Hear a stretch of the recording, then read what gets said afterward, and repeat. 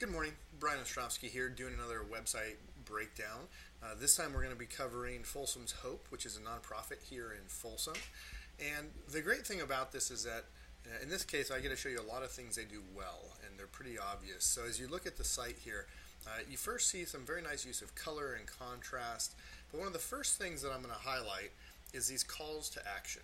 They're very clear, very obvious, great ways for a visitor to know, where do I want to go? Or as I keep going, I can see more calls to action tied into the content itself. These calls to action are so important to leading someone to take action from your main page to secondary pages, and then ultimately to contact you. Now within this, one area for improvement is to look at perhaps shortening up the amount of actual text that appears on that page. Or rather in that section, because the call to action leads you to this page where you have the much deeper dive where I can dig in and experience what this page or what this page is about. The site does a great job of showing lots of faces. People like seeing faces and places. They incorporate a nice contrast with various perspectives. Interestingly, this is a place I'd like to see another call to action.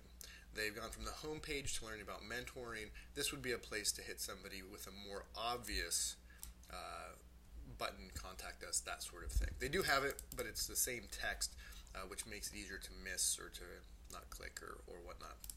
This also brings us to one other small thing. The link here actually launches Salwa's email, and that's very convenient, but it's also very convenient for spam bots, which grab your email address and then add you to lists, and then you get more and more spam. So linking that to a form is a great way to reduce the amount of spam that you get. As you look at the actual layout of the page, I really do like the left-right balance here. This is very readable, very easy to see. The one thing that happens a few places throughout the site is when the text is longer than the image, the text then goes full width, and as we've talked about in the past, this is a little wider than your eye wants to travel or read, so it makes it a little bit less enjoyable as a read. So limiting that to about 700, 750 pixels wide would be helpful there as well. Now, one of the things you can't tell by looking at it, and definitely can't see here, is that this site is very friendly on mobile, which is fantastic, very important. Google wants that. But what you can't see is that there's not what's called a content management system behind the site. This was handwritten by someone who did a nice job building out the HTML and the CSS code. The problem with that is the people who run the nonprofit don't have a way to really update it. It requires too much technical capability, and as a result, things like text or stories or even the videos they have become outdated because they don't have an easy way to update them. Furthermore, there's no blog. They do a lot of great things in the community. There's lots of ongoing stories that would play very well, would help with Google, would be shared to social media, could go to an email newsletter that would be shareable by the mentors and the volunteers and the beneficiaries, but there's no blog component. And then when you click into the volunteer opportunities, they do list some.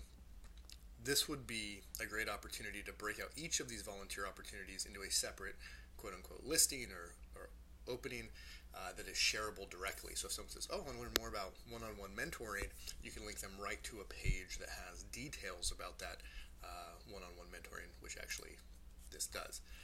So it's nice to see some of that breakout. I would want to see it with each item or each opportunity that is available. And then finally, they do a great job of highlighting their partners. Every nonprofit should do this to highlight the folks that support them. So this is very good. They give them links, which is friendly. I really think that is critical. This is a great opportunity to use Locable's free local connections feature to give them more visibility and to build more of that reciprocal cross-promotion.